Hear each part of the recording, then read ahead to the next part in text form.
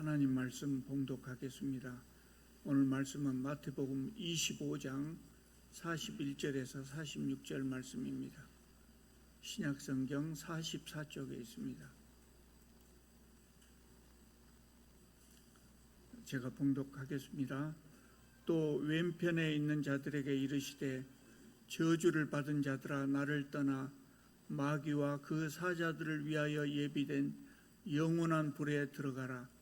내가 줄일 때 너희가 먹을 것을 주지 아니하였고 목마를 때 마시게 하지 아니하였고 나그네 되었을 때 영접하지 아니하였고 헐벗었을 때 옷 입히지 아니하였고 병들었을 때와 옥에 갇혔을 때 돌아보지 아니하였느니라 하시니 저희도 대답하여 이르되 주여 우리가 어느 때 주께서 줄이신 것이나 목마른 것이나 나그네 되신 것이나 벗으신 것이나 병드신 것이나 옥에 갇히신 것을 보고 공양치 아니하더이까.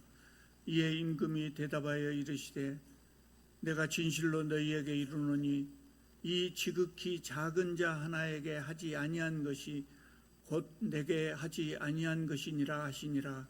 그들은 영벌에 의인들은 영생에 들어가리라 하시니라. 아멘. 계속해서 마태복음 25장을 우리가 읽고 있습니다.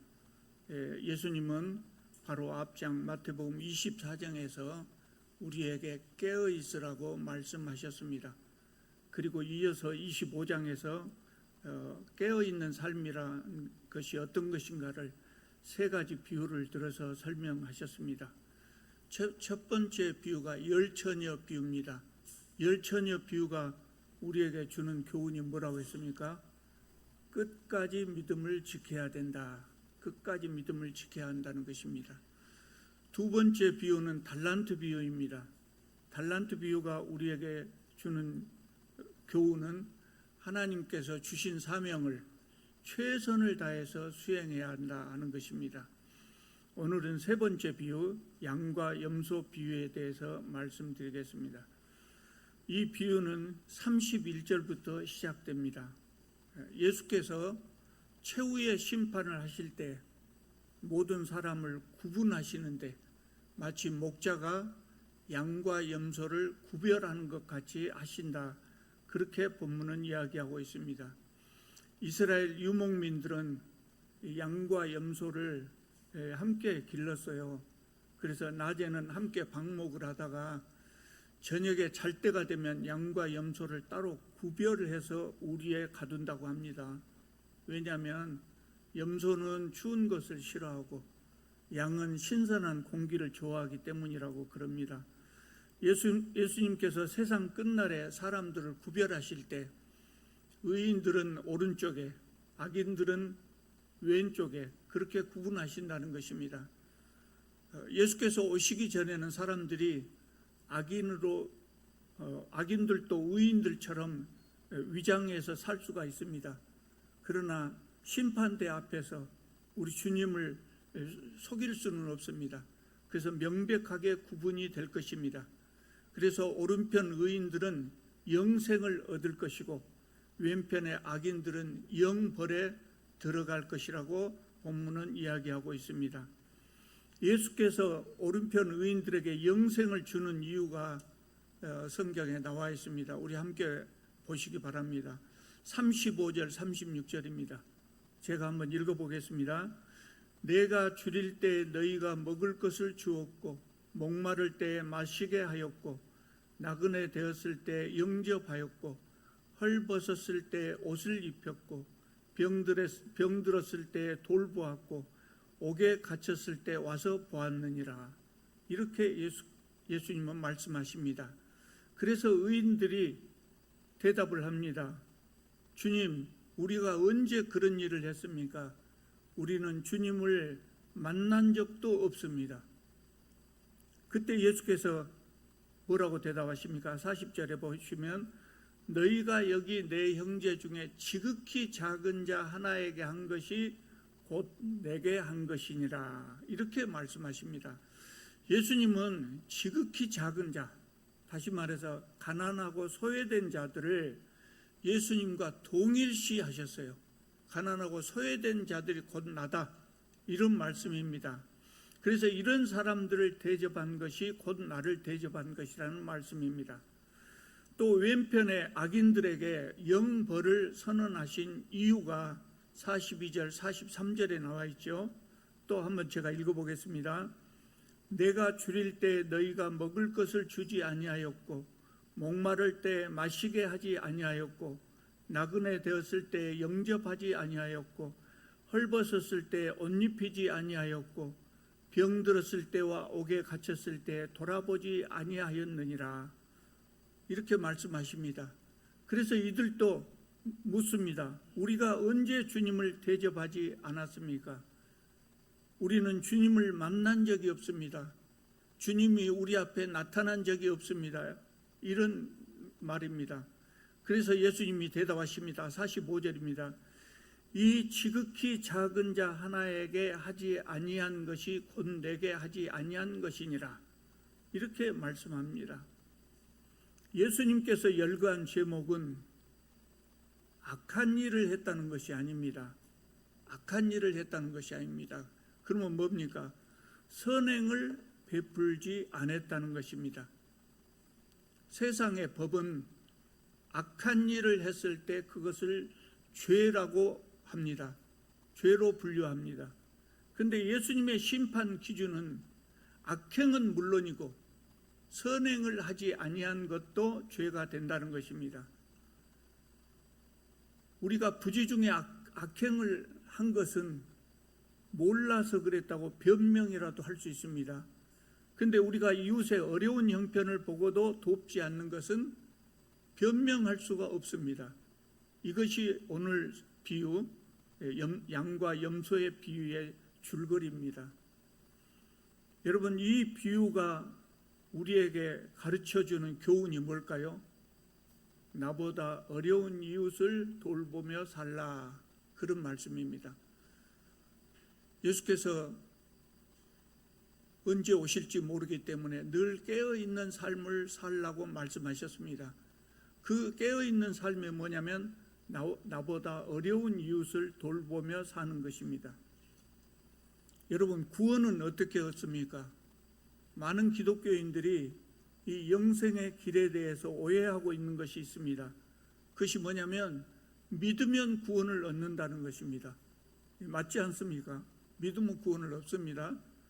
그런데 본문은 뭐라고 이야기합니까? 지극히 작은 자 하나를 돌보지 않으면 영벌에 들어간다, 지옥 간다는 겁니다. 영벌에 들어간다고 말씀하셨어요. 예수님을 믿는다고 신앙 고백을 해도, 심지어 스스로 나는 틀림없이 구원받았다 라고 구원 확신을 하는 사람이라고 할지라도 지극히 작은 자 하나를 돌보지 않으면 영벌에 들어간다는 것입니다. 악한 일을 하지 않았어도 이와 같이 사랑의 삶을 살지 않으면 구원을 받지 못한다는 것입니다. 그 조금 헷갈리죠? 오늘 정확하게 아시고 가시기 바랍니다. 예수께서 25장에서 심판의 기준을 말씀하시면서 몇 가지를 이야기했어요. 세 가지 했습니다. 세 가지를 말씀하셨어요. 세 가지 비유가 다 심판 기준입니다. 그리고 이 세 개의 심판 기준을 모두 충족해야 영생을 얻는다는 것입니다. 이 세 개의 심판 기준은 각각 따로따로가 아니라 사실은 연결되어 있어요. 첫 번째가 뭡니까? 열처녀 비유. 끝까지 믿음을 지켜야 된다 그랬죠. 그런데 여기서 지켜야 될 믿음은 뭐냐? 끝까지 믿음을 지켜야 된다 했는데, 이때 믿음이 어떤 믿음이냐면 가난하고 소외된 사람들을 돌보는 믿음입니다. 그런 믿음을 끝까지 지켰을 때 영생을 얻는다는 겁니다. 성경은 여러 곳에서 믿음으로 구원을 얻는다 이렇게 말씀하고 있습니다. 그러니까 우리가 믿음으로 구원을 얻는다는 말은 틀린 말이 아닙니다. 그런데 여기서는 가난하고 소외된 자, 지극히 작은 자 하나를 돌보지 못하면 영벌에 들어간다고 그랬습니다. 왜 이렇게 말씀하셨을까요? 이것을 정확하게 알려면 믿음이 무엇인가를 먼저 알아야 됩니다. 여러분, 믿음은 마음의 동의만으로 끝나는 것 아닙니다.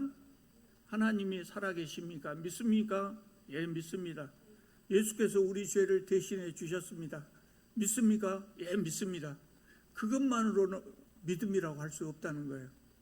여러분, 우리가 예수님을 믿는다고 하는 것은 예수님을 우리 마음에 영접하는 것이거든요.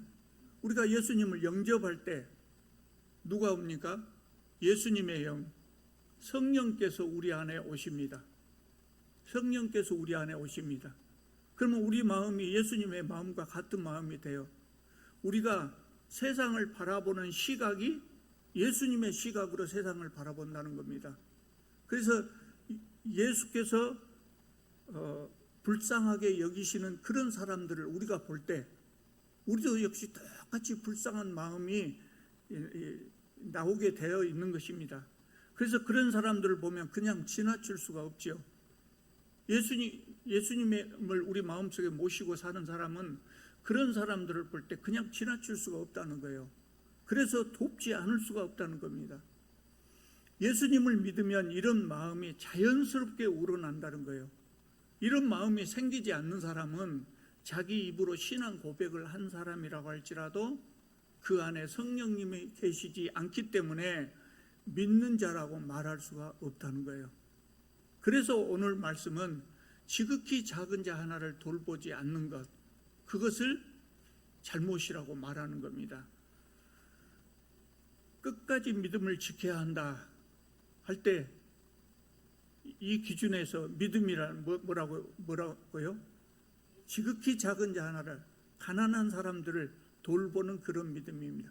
그런 믿음을 끝까지 지켜야 된다는 것입니다. 또 두 번째 달란트 기준이 있잖아요. 이 달란트 기준이 양과 염소 비유와 달란트 비유가 양과 염소 비유가 관계가 있습니다. 달란트 비유가 뭡니까? 최선을 다해서 하나님께서 주신 사명을 수행해야 된다는 거예요. 그럼 하나님께서 주신 사명이 뭐냐? 가난한 사람들이 바꿈지 않게 하는 겁니다. 힘이 없는 사람들이 억눌리지 않게 해야 하는 겁니다.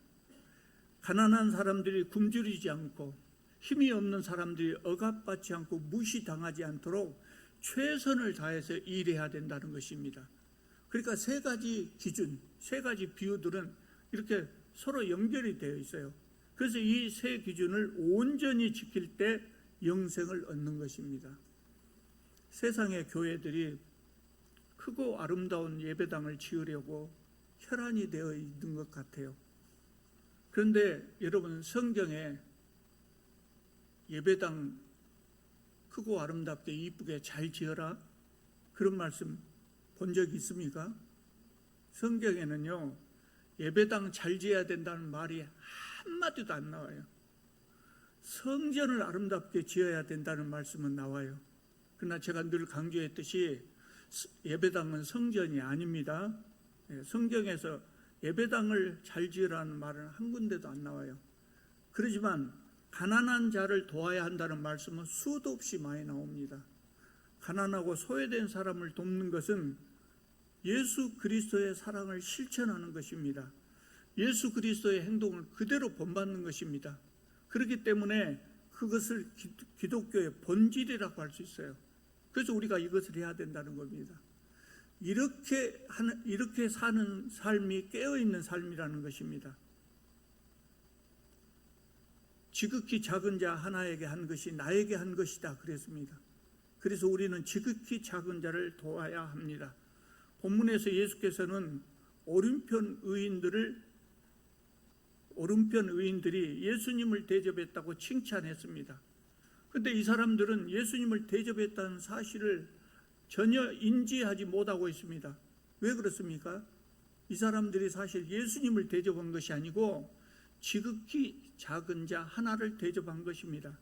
그런데 그것을 예수님은 자기 자신과 동일시하게 여겼어요. 나를 대접한 것하고 똑같다, 그렇게 여기신 것입니다. 여러분, 우리가 누구를 섬겨야 합니까? 세상에서 누구를 섬기고 살아야 됩니까? 하나님이 우리 옆에 오셨다면 대접하지 않을 분 한 사람도 없을 겁니다. 예수께서 우리 옆에 오신다고 했을 때, 오셨다고 했을 때 대접하지 않은 분 한 사람도 없을 것입니다. 아마 최고급으로 가장 잘하는 맛집으로 우리 예수님 모시고 가서 대접을 할 것입니다. 그런데 예수님은 지극히 작은 자를 당신 자신과 동일시 여기셨어요. 가난하고 소외된 자를 돕는 것이 나를 돕는 것이다 그랬어요. 그러니까 지극히 작은 자는 어떤 사람을 말합니까? 세상에서 가장 못난 사람들, 가장 푸대접 받는 사람들입니다. 옆에 와도 누가 밥 한 끼 같이 하고 싶은 마음이 생기지 않는 사람들입니다. 그런 사람들을 우리가 대접해야 된다는 것입니다. 여러분, 우리나라는 지금 꽤 잘 살아요. 꽤 잘 살고 복지제도가 상당히 개선돼서 잘 되어가고 있어요. 그래서 우리 옆에 가난한 사람들이 지금도 있지만 그런 사람들을 나라에서 정부가 많이 돕고 있어요. 그래서 사실상 우리가 도울 기회는 그렇게 옛날에 비해서 그렇게 많지는 않은 것 같습니다. 그런데 우리가 눈을 돌려서 우리나라 밖을 이렇게 살펴보면 아직도 세상의 3분의 1은 굶주림에 허덕이고 있습니다. 제가 이전에 사역하던 나눔과 섬김교회를 창립하고 몇 달 안 됐을 때 우연히 신문 기사를 봤거든요. 그런데 그 신문 기사에 무슨 기사가 나왔냐면 한국의 몇몇 교회들이 인도에 가가지고 인도의 달릿 교회, 불가촉 천민이라고 하는 이 사람들 교회를 돕는다고 1대1로 자매결연을 맺어서 그 사람들을 돕는다는 기사를 봤어요. 그래서 그것에 그냥 마음이 훅 가더라고요. 아, 이것이다. 이 사람들을 도와야 된다. 이것이 선교고 구제다. 그런 마음이 들었어요. 왜 그랬냐면 인도의 그 불가촉 천민이라고 하는 사람은 무지무지하게 가난한 사람들입니다. 무지무지하게 가난한 사람들입니다. 불가촉 천민들 중에서도 조금 더 잘 살기도 하고 못 살기도 하는데 제가 처음에 갔던 집은 정말 못 사는 집인 것 같아요. 그래서 한 3평이나 될까? 이렇게 정사각형으로 시멘 블록으로 지어진 3평이나 되는 집에 한 단칸방입니다. 집 안에 들어갔더니 아무것도 없어요. 살림살이가 없어요. 그렇게 가난합니다. 근데 제가 이 사람들을 꼭 도와야 된다 그렇게 생각했던 이유가 뭐냐면 그 사람들은 가난한 사람들일 뿐만 아니라 사람 대접을 못 받는 사람들입니다. 불가촉 천민이라는 말은 뭐냐면 가까이 하면 안 된다는 거예요. 이렇게 옷깃만 스쳐도 이 사람의 더러운 것이 내 몸에 묻는다는 겁니다. 그래서 이렇게 촉수를 금한다는 거예요. 만지면 안 된다는 겁니다. 그것이 불가촉 천민입니다. 그래서 사람들이 이 불가촉 천민들을 사람으로 대접을 했잖아요. 사람으로 생각을 안 해요. 심지어는 이 불가촉 천민들 자신들도 자신이 정상적인 사람으로 생각을 하지 않아요. 여러분, 그것보다도 더 불쌍한 것이 어디가 있습니까? 사람이 스스로도 남으로부터 그런 대접을 받는 것도 정말 안타까운 일인데 스스로 생각하기를 우리는 정상적인 사람이 아니다고 생각한다고 하는 것은 얼마나 참 비참한 것입니까? 그래서 이런 사람들을 꼭 도와야 되겠다 생각하고 지금까지 돕고 있습니다. 나눔과 섬김교회에서 또 우리 교회에서도 어떤 분이 목적금을 해주셔서 우리 교회에서 꾸준히 그 교회를 돕고 있습니다. 여러분, 사람은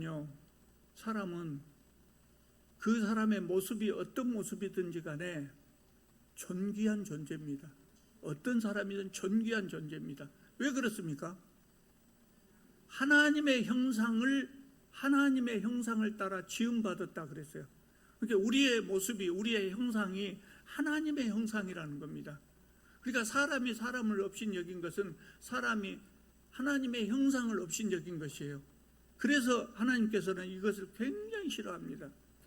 사람이 사람 대접 받지 못한 것을 대단히 안타깝게 여기십니다. 그래서 하나님께서는 이런 사람들의 눈에서 눈물을 씻어줄 때 기뻐하신다 그랬어요. 그리고 내가 너희에게 빚을 졌다. 내가 너희에게 빚을 졌다. 이렇게 하시면서 몇 배나 갚아주신다는 거예요. 44절을 보면은요, 44절을 보면 악인들도 우리가 언제 주님을 공양하지 않았습니까? 이렇게 물었잖아요. 아까 우리가 함께 봤죠. 악인들도 물어요. 우리가 언제 주님을 공양하지 않았습니까? 그 말은 뭔 말입니까? 주님이 오셨다면 당연히 공양했죠. 주님이 안 오시니까 대접을 안 했죠. 이런 의미입니다. 그러니까 이 사람들도, 악인들도 사람을 대접하기는 합니다. 대접을 하기는 하는데 가난한 자, 소외된 자를 대접하지 않고 누구를 주로 대접해요? 나보다 나은 사람을 대접을 해요. 보통 사람들이 다 그렇습니다. 나보다 나은 사람을 대접하기를 더 좋아해요. 권력자들, 나보다 부자들, 이런 사람들을 대접합니다. 그런데 예수께서는 이런 사람을 대접하는 것을 칭찬하지 않습니다. 왜 그러지 아십니까? 우리가 나보다 나은 사람을 대접할 때는 나도 모르게 뭔가를 기대하고 합니다. 뭔가를 기대하고 남을 대접합니다. 심지어는 그냥 마음속에 장사 속으로 대접하는 사람들이 있습니다. 더 큰 것을 얻기 위해서 대접하는 것이죠. 그래서 이런 대접을 예수께서는 사람을 대접하는 것으로 여기지도 않았어요. 여러분, 전에도 제가 한번 말씀드렸습니다만 잊어버리지 않도록 또 한번 말씀드립니다. 목사를 대접하면 복받는다. 말씀 들어봤죠? 목사를 대접하면 복받는다. 심지어 어떤 부흥 강사는 목사를 대접하면 복받는다고 말하면서 목사님한테 최고급 양복을 하나 해주시오. 그러면 복받을 줄 믿습니다. 그럼 또 성도들은 아멘 또 그럽니다. 아주 잘못된 것입니다. 이 말은 복채를 많이 올려야 점괘가 잘 나온다는 말하고 똑같은 수준의 아주 저질 설교예요. 아니, 설교라고 할 수도 없는 것이죠. 목사를 잘 대접해야 복받는다는 말은 옛날에 저 어렸을 때 교회에 가봐야 숫자가 별로 없고 교회가 부흥하지 못했을 때 그때 이야기예요. 그때는 헌금이 많이 못 나오니까 목사가 하루 세 끼 밥 먹고 살기가 어려웠잖아요. 그러니까 그럴 때 그 목사도 가난하니까 목사를 대접하면 복받는다. 그 말이 그때 나온 말이에요. 그래서 지금은 잘 사는 목사들도, 아주 부자 목사들도 잘 대접해야 된다고 그럽니다. 이게 잘못된 말이에요. 목사를 대접해야 복받는 것이 아니라 누구를 대접해야 돼요? 가난한 사람들을 대접해야 복받네. 목사가 가난하면 목사도 대접해야죠. 가난하니까. 그래야 복받는다는 것입니다. 여러분, 우리가 헌금을 합니다. 왜 합니까? 예수께서 승천하신 후에 교회가 생겨났어요. 예수께서 승천하신 후에 교회가 생겨나기 시작했고, 교회가 생기면서 어느 때부턴가 헌금을 하기 시작했어요. 왜 헌금을 시작했는지 아십니까? 가난한 사람들을 돕기 위해서 헌금을 했어요. 최초의 헌금은 가난한 사람을 돕기 위해서 헌금을 한 겁니다. 이것이 신약시대에 헌금이 시작된 이유예요. 그래서 그때는 헌금이라고도 하지 않았어요. 연보라 그랬어요. 연보돈이라고 그랬어요. 그러니까 헌금이라고 하는 것은 이런 사람들을 위해서 사용돼야 한다는 것이죠. 물론 우리가 헌금을 모두 다 구제비로만 사용할 수 있는 것은 아니에요. 교회가 교회로서 존립하기 위해서는 구제비 말고도 당연히 지급해야 될 돈이 있어요. 지급해야 될 비용이 있어요. 무슨 비용을 지급해야 되겠습니까? 이 건물 임대료 내야 되지 않겠습니까? 그래야 우리가 모이죠. 또 어린아이들 교육비도 지급해야 되고요. 이처럼 교회 자체의 존립을 위해서 지급해야 될 비용도 헌금으로 지급할 수밖에 없어요. 그러나 가능한 한 이런 부분들을 아껴서 가난하고 소외된 사람들을 돕는 것이, 그것이 하나님께서 기뻐하시는 일이라는 겁니다. 자, 세 가지 비유 말씀드렸습니다. 요약을 해봅시다. 첫 번째 비유, 열처녀 비유는 무슨 교훈입니까? 끝까지 믿음을 지켜야 된다. 이 믿음은 어떤 믿음이에요? 가난하고 소외된 자를 돌볼 수 있는 믿음. 두 번째 비유는 뭡니까? 달란트 비유입니다. 하나님께서 맡겨준 사명을 최선을 다해서 해야 된다. 하나님께서 맡겨준 사명 뭐예요? 가난하고 소외된 사람들을 돕는 것. 이렇게 세 가지 비유는 서로 연결되어 있습니다. 가난한 사람들을 굶지 않게 하고 힘없는 사람들을 억압받지 않게 그렇게 일하는 것, 이것이 두 번째, 세 번째 비유가 연결된 부분입니다. 이런 믿음을 진실한 믿음이라고 할 수 있는 것이죠. 그러니까 우리가 믿음으로 구원을 받는다 그랬을 때 그 믿음은 마음의 동의만이 아니고 뭐예요? 방금 말씀드린 이런 거, 가난한 사람들을 굶지 않게 하고 힘없는 사람들 억압받지 않도록 그렇게 지켜주는 믿음, 그런 믿음입니다. 여러분, 우리는 세상 끝날 심판 때에 섰을 때 한 사람도 왼편에 서지 않고 한 사람도 낙오되지 않고 다 영생을 얻을 수 있기를 바랍니다.